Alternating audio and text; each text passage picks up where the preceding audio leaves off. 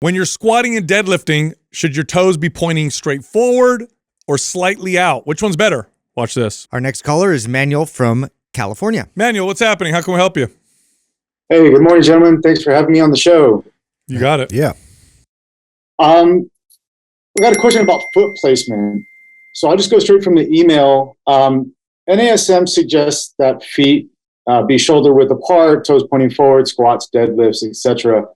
In your demos, though, I got Aesthetic, HIIT, and Prime, you guys instruct to have the feet slightly outward. I was wondering if you can kind of shed some light on that's the reason why, be it glute activation, quad dominance, hamstring activation.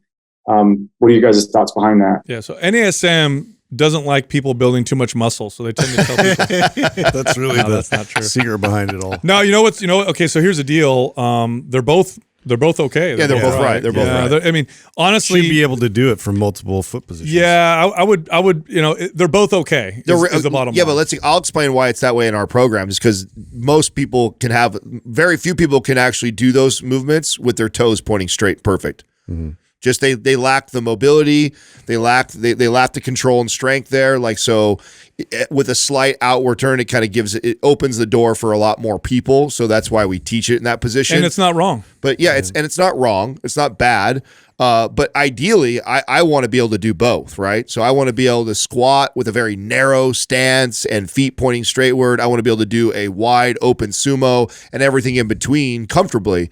And I think that we should all as humans train that way, because in reality, when people get hurt, they always get hurt because they're barely out of this position that they're used to always training the same way all the time. And that's all it took to tweak something. It doesn't have to be heavy or that explosive. It's just they're out of that normal range that they're always working in. So the way I look at it is if my body ever moves in that range, and if I look down at my feet, or there's times when I sit on the toilet and one foot's a little out, one foot straight, I'm saying? I'm sure.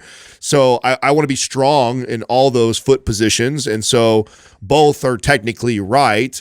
And of course, there's also the side with everyone's anatomy is different. Yeah, morphology is different. Yeah, so there's going to be a little bit of a range there for everybody.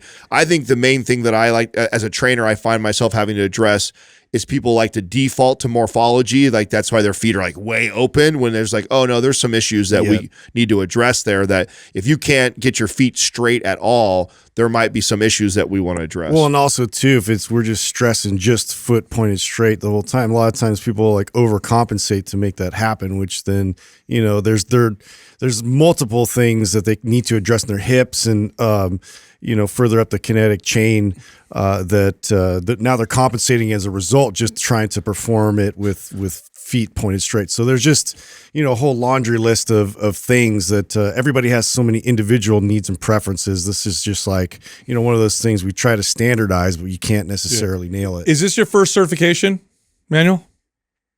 No, actually, I'm not certified at all. I mean, I went to MPTI back in 2015, but I'm not certified. I'm just following your guys' deal, and I kind of do my own reading and stuff and kind of put my own stuff together. And then I hear, the information that you guys put out there, I really trust. And there's only two sources of information that I really trust, and you guys are one of them. So I was just kind of questioning things is all. How did you know NASM does a feet? You're right, but how did you know that then? If you're not certified, where'd you see that? So MPTI teaches the NASM curriculum. And just a couple weeks ago, while I'm on day 65 of your guys' aesthetic program, and it just kind of popped into my mind. So I was going back in the textbook and just reading, foot placement stuff. And I was like, I'm going to ask the guys and see what they think. What's interesting about this is that if you do a certification and you read the textbooks, and then you go take a course with an instructor, and then you ask them questions like this, what you're going to get is more nuanced answers, because the instructors tend to be coaches and trainers. If they're a good coach and trainer. Well, they tend to be, right? Because I had this. I remember I had an instructor, and I asked him questions, and he had been a coach for a long time. He goes, well, this can happen, and you'll find with different people. But you don't see that in a textbook, right? Because a textbook tends to be very, it's like doctors when they look in an anatomy and they go perform surgery. You open somebody up, it don't look exactly like what it's supposed to look like in anatomy. I mean, I know this personal experience. I have a family member who got their appendix removed, and it was not where the appendix is supposed to be. And the doctor's like, oh yeah, sometimes that happens. So, it could be different from person to person. They're both right.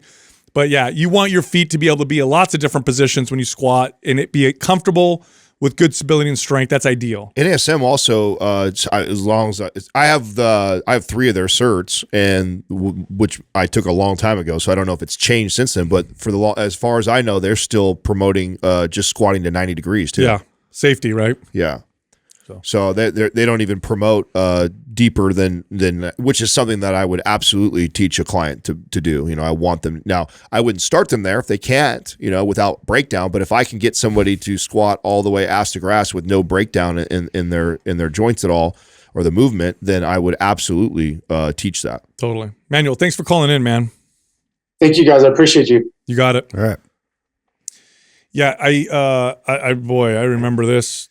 As an early trainer, you read something or you learn something and you're like, this is it. And then you encounter the client where that's not it.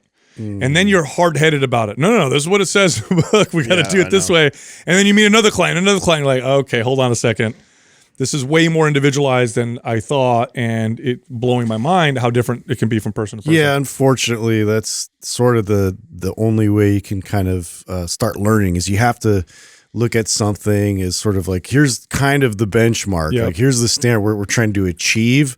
And then you start to realize, oh my God, this is like almost unachievable for a lot of people. And like, how do we work our way in that direction, but work with each person's individual needs? Well, I mean, it's the reason why, and I know we've said this so many times on the show, that the answer always is kind of depends. Like, and that is all. Like, anytime any trainer or coach, sponsored by Depends. Yeah, it says like this is the way all the time. It's just like, well, maybe the majority or most of the time or sometimes, but it always depends because there's going to be such an individual variance with all this stuff like that. And so NASM's not wrong. I think you should try and work towards a place where you can squat down with your toes completely straight. I mean, that's a good place, and you should be able to do it super narrow and super wide. And and if you can't, we should be working towards that. But I mean, there's going to be a little bit of variance in every person. Totally.